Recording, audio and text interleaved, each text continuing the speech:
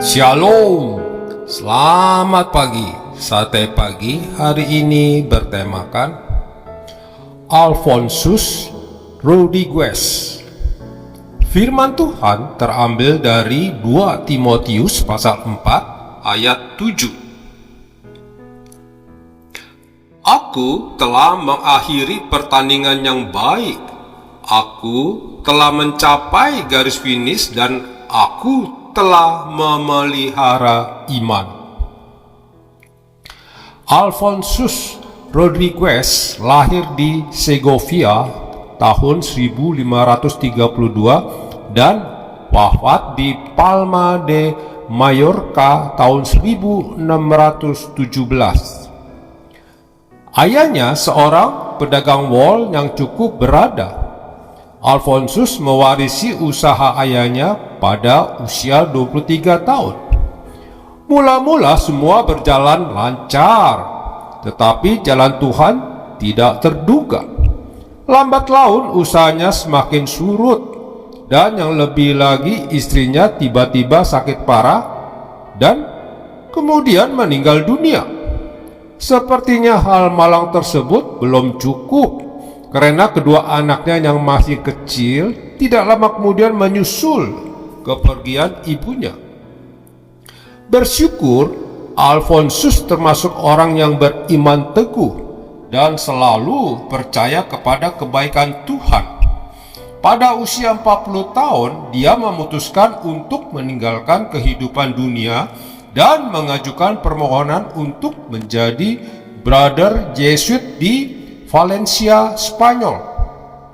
Setelah dipertimbangkan agak lama, akhirnya dia diterima dan ditempatkan di College Montension, Palma de Mallorca. Disinilah dia menekuni panggilan untuk sisa hidupnya.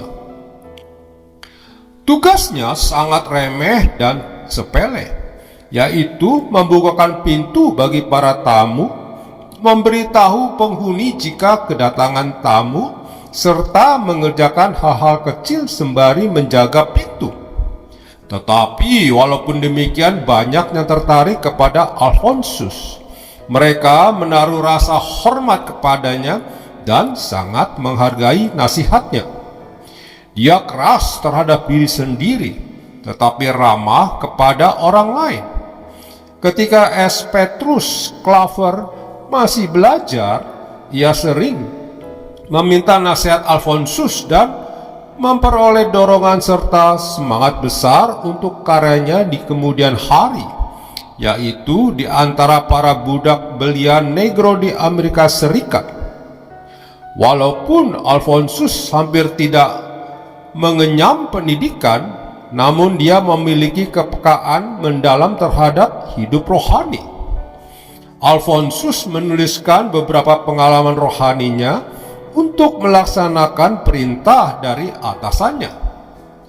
Mengapa atasannya menyuruh dia menulis tentang pengalaman rohaninya? Karena dia melihat bagaimana kehidupan rohani Alphonsus yang menjadi berkat.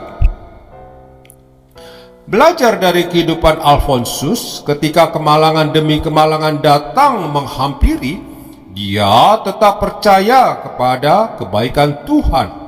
Dia tidak merasa putus asa. Coba kita perhatikan, ada banyak orang merasa tidak sanggup untuk tetap berdiri tegak di tengah kemalangan yang menimpa mereka terus-menerus. Mungkin kita pernah mendengar nama besar dari Robin Williams, Amy Winehouse, Marilyn Monroe, Cory Monteith, Lee Thompson Young, Freddie Prinze. Mereka punya nama besar, tetapi tidak cukup besar dalam menghadapi kehidupan. Akhirnya mereka memutuskan untuk bunuh diri. Kita tahu bagaimana beratnya penderitaan Paulus. Didera, dilempari batu, mengalami karam kapal, terkatung-katung di tengah laut, sering diancam bahaya banjir, bahaya penyamun, kerap tidak tidur, kelaparan, dan lain-lain. Banyaknya kesukaran yang Paulus alami tidak menjadikan dia mundur dalam pelayanan. Dan akhirnya dia menulis, "Aku telah mengakhiri pertandingan yang baik. Aku telah mencapai garis finish dan aku telah memelihara iman." Mari, peliharalah iman sampai garis finish dan kita harus menang. Amin. Mari kita berdoa. Bapa Surgawi, terima kasih untuk pekerjaanku selama ini. Tolong aku agar dapat mengerjakan semua tugasku dengan sebaik-baiknya dan sepenuh hati. Di dalam nama Tuhan Yesus, aku berdoa. Amin.